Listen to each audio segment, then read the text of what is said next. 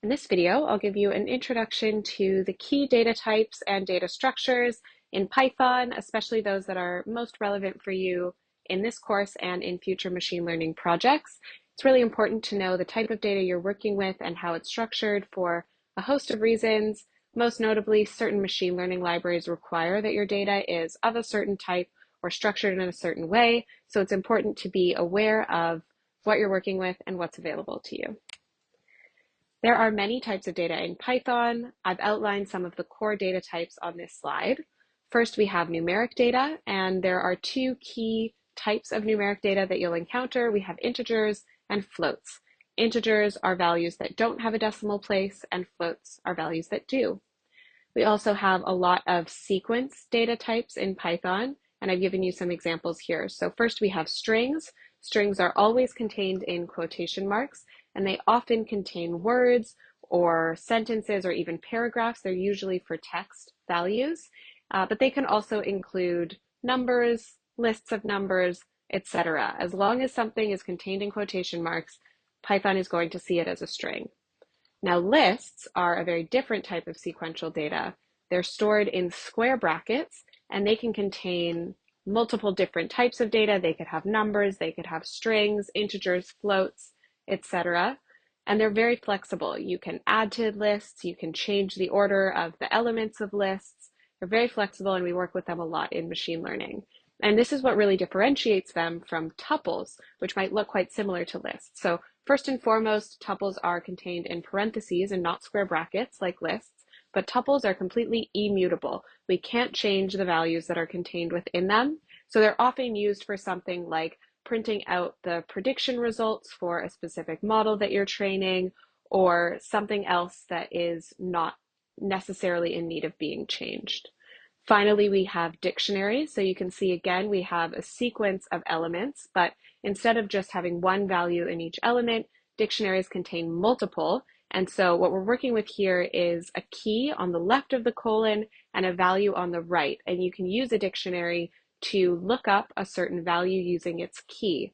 Think, for example, of using a phone book, which I'm sure you do all the time.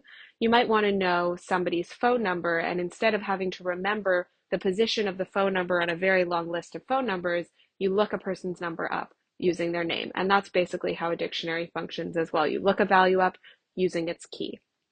Finally, we have Boolean data. That is just true or false data. So that could be in response to a question that you ask Python. So for example, I asked here, is 5 greater than 3? And that's true. But you can also have Boolean columns in tables that you're working with, Boolean lists, everything like that. Anytime you see true or false, as long as it's not in quotation marks, it's probably Boolean. Now moving on to more complicated data structures, we have arrays and data frames. And to work with arrays and data frames, we use specific machine learning libraries. So for arrays, we use NumPy, and for data frames, we use pandas. Arrays are like matrices in MATLAB, and data frames are like tables. So arrays don't have labeled columns. They must only include numerical data and all data of the same type, whereas data frames are like a table. They have titles for all of the columns, and they can contain many different types of data. Now I'm going to have you challenge yourself. Read through these questions, write down the answer that you believe to be true for each of them, and then we'll walk through the actual answers to them. For question 1A, this is an integer. Integer values, if you remember, are numerical without decimal points. B is a string. We see those quotation marks and it's text, so that's a very classic string value. C is false, so it's Boolean, it's true or false, and it's not in quotation marks, so it's certainly not a string. D is also a string. Even though it looks like it might be a float, it's a value with a decimal place, it is contained in those quotation marks, and this is a reminder that sometimes values might not look like the data type that they actually are, so it's always good to investigate what you're working with, and we'll talk about how you can do that when we get into the specifics of lists and dictionaries, arrays, and data frames in future videos. Next question, we're looking at structures of data. 2A, we have a list, so you might remember that you can have any different type of data in a list, multiple different types. So here we have integers and we also have strings. B, we have a dictionary, so we're mapping the values of hello and world to the numbers 1 and 2. And C, we have an array. So you can see that matrix structure. We're working with numerical data, and that's what an array looks like.